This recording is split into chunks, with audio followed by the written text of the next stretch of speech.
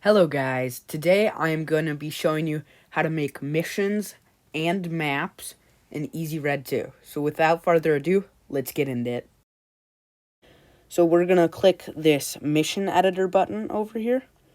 And first I'm going to show you how to create maps. So we can go in and create our map. We can choose different map sizes, which is how much area you'll have to work with. I'm just going to do the basic. And we can pick our map name, which I'm going to name Test Map. And then we'll just press start and it'll go. First, I'm going to show you the terrain tool here. So our first tool is going to be the raise map tool. It will raise different parts of our map. You have your brush strength. As you can see, I just raised it. You have your brush strength and brush size. I can tone down the strength a bit to make it a bit smoother and slower, like so. I can also lower it to make it lower and get water. If you want the water, if you want to be able to walk through water without your character dying, I think you want to make it more shallow and kind of put the brush strength down. It'll also lower other things, like our hill that we just saw. Our next tool is a flatten tool. It kind of just flattens everything. Puts them back to their normal height. Again, you can change all the brush settings. And you can also change the terrain height so it'll flatten at different levels, like so. Our next one is smooth. It smooths everything out. It's kind of like flatten, except it doesn't flatten them to the level. It just smooths and makes it less spiky. Here is textures. If you change this texture, it'll change the overall overlay. I'm going to change it to moss. Right there, it shows you, it displays what the texture is going to look like. Again, I'm changing mine to moss. So as you can see, our whole map changed. We have these other slots right here. You can use these to kind of draw. So you use these to paint, like so. So you can paint out different textures in your map. Now, let's say I don't like how this moss looks. I can go back to the first one, and I'm going to change it to grass. And now it is grass. Our next one is grass, kind of funny, but it puts up like flowers. You can change them again like that. If you press change texture set, you can go in, click on them, and change them to other different types of grasses if you want them. Our next function is the trees. You can add different types of trees, rocks, and bushes, like so. There are a few rocks in our map. Now I can change them to a tree, like a poplar, if I want to. And there's also bushes. Our next prop is holes. Don't know why you'd ever use this. It kind of just fills out this weird, clunky-looking void in our map, and it's just not that useful. As you can see, you can restore by holding down Alt and using your left button to click. You can also delete props, like so. It just deletes the props. You can change your brush size like normal. Next, I'm going to show you how to add props. You can just click Add Props, and you can pick your props. Right here, it shows you the different game passes that a prop might use, and people cannot join your game if they don't have these game passes. You can also not use these if you don't have the game pass. Now there's like streets and other stuff, but I can click down on one of them and place them. I can move it around.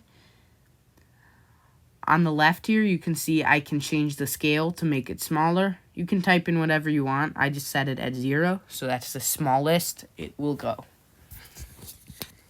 Our next tool is the weather tool. You can change the season, everything you can see in the sky. We can change solar elevation to make the sun closer or farther away. You can change north direction. Don't know why that would be useful. You can change season. It'll affect the trees. So in the autumn season, they're red, winter, they're dead, and summer, they're lush. Weather, you can change from raining, snowing, or none. You can change fog. So thicker fog. You can change snow on the ground, which will also affect trees. You can also change clouds and time of day.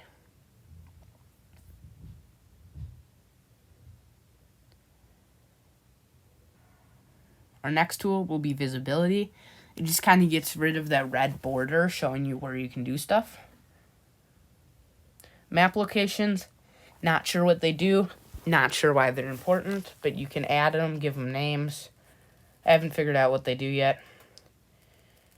Here in settings is you can save it. There's the minimum, height, map, and everything else. I'm going to save and leave and show you how to make a mission.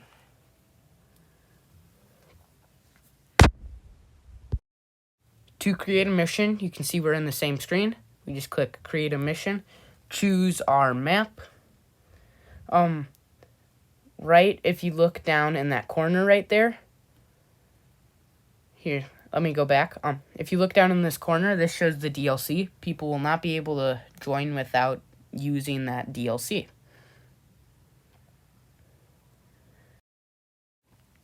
Here, you can see our beautiful little map.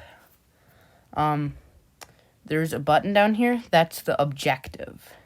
You can move it around like a prop, although it's not solid. You can change the seconds and secure time, so how long it'll take to capture. You can also change their radius, so where the capture area is. That is one of the things. Next, I'm going to show you how to put down a unit.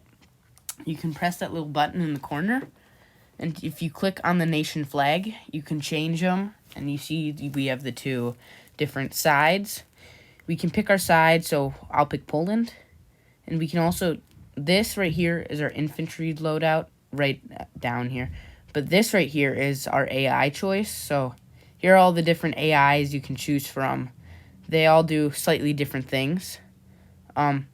Here is if they spawn on a vehicle. This is the waypoint thing, so they'll kind of find their way to there wherever you assign it. You can click on again to not assign it anything.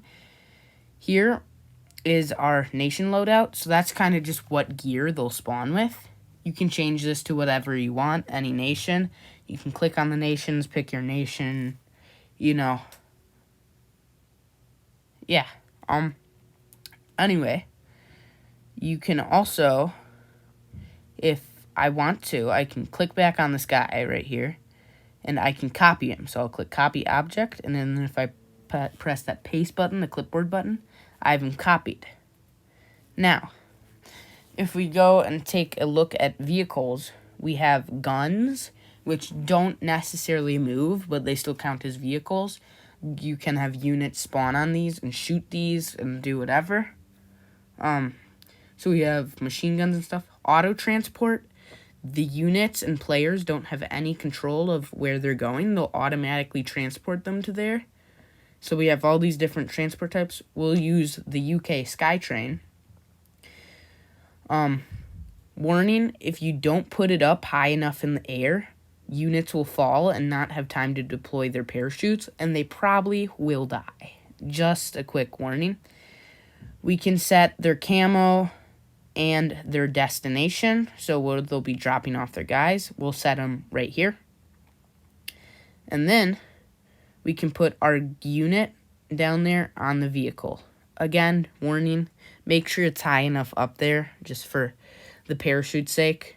But if we click on our unit and press spawn on vehicle, it'll let us select what vehicle we want them to spawn onto. So we have it spawning on this vehicle. There are varieties of other vehicles. These wheeled ones, although they are transports, the player/AI has full real-time movement to move them wherever needed, if needed. So the AI is real-time controlling them. If we go down here, we can see here's our objective and our waypoint. If you click that little bunker thing, you can add objects in the mission that might not normally be there. You can change the forces and the weather, which is about the same as normal. Auto uniforms. The uniforms is just kind of what the uniforms will link to, winter. You can change the year down here to whatever year you want. and date by clicking on it. Same for the month. You can click on the month and change the month, just like that. Season, again, affects the trees. Weather and all that stuff, snow, fog, all that stuff. Here's where you would play and save. And this is pretty cool. I want to show you guys this. So you can create your own squads. So your own guys. I'm going to just name mine Test here. And you press new. You can give them whatever headgear you want, whatever vest you want, whatever uniform you want. You can also give them different weapons and secondary weapons, so a second weapon. You can also give them bipods, bayonets, and if it's a rifle, you can most likely give it a scope. Here we can give it a secondary weapon. Then we can add things to our inventory like bandages, or we can also, if we go back in there, we can click on these sidebars and add ammo for our weapons right here. And that's a necessary thing to do, obviously. If we hold shift and click on the unit name tag right here, we can duplicate it. And if you want to change it to like a rifleman or something, you can go in the sidebar right here, click on it, and change it to shotgunner, rifleman, whatever you want to change it to. There's a whole list. So for our sakes, we're just going to put it as a rifleman. And yes, then once you want to save it, you can just close out of it. Then, to actually put them in the game, we're going to make sure this is an enemy unit. We'll just set it as Italy. Then we can go under our squad loadout and go under custom squads and select our unit that we custom made, which is pretty neat if you're trying to simulate countries that aren't pickable. Again, we can go here. We have our forces, so just the name of our forces. That doesn't really matter. We have our tickets. Tickets are basically how many lives the attacker has before they lose. There's tickets on conquer, which are basically if you conquer the area, you get more lives to spend. That includes the AI and everything. So we have all this. We have max allies and axis, which is how many units can be like roaming around at once before a new one can spawn. Now, if we want to test our game here, we can also set our battle name, which you can't do until you test it. I'll call it test battle. And then you can go play it, and you can click on your country. If you go here, you can see that we have our squad, our own custom squad with our weapons and everything. And you can see the parachuters are parachuting down. Everything is working perfectly fine. We have our beautiful grass right here. You can see them moving. The music and sound is in there. And it's overall working very well. So this is how you would make your own game. If you want to upload it to the workshop, well, first you'll have to share it if you want to play multiplayer and upload it to the workshop. Hey guys, thanks for watching this video. I'm hoping I can actually start making Roblox videos again and overall just gaming videos. I'll probably get to doing that, showcasing some fun games that I found. Don't forget, me and my friend are working on a World War I Roblox game. That video will be coming out soon, hopefully. But don't forget that. Support us as much as possible. Yeah, so thanks for watching, guys. I'll see you soon.